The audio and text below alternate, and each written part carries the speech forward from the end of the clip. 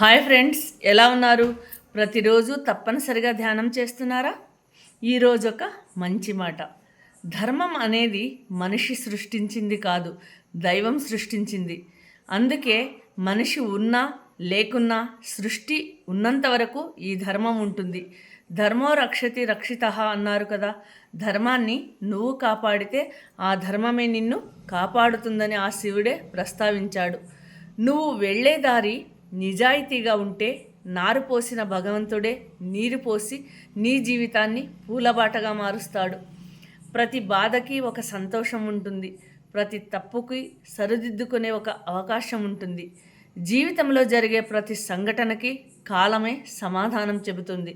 మనం లేదు అనుకుంటే ఏది ఉండదు, ఉంది అనుకుంటే లేనిది కూడా మనతోనే ఉంటుంది.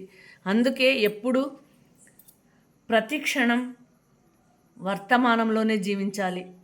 ఎందుకంటే గతం ఎప్పుడూ మనల్ని చింతలకి గురి చేస్తుంది. భవిష్యత్తు ఎప్పుడూ మనల్ని భయపెడుతూనే ఉంటుంది. వర్తమానం మాత్రమే మనల్ని ఆనందంగా జీవించేలా చేస్తుంది.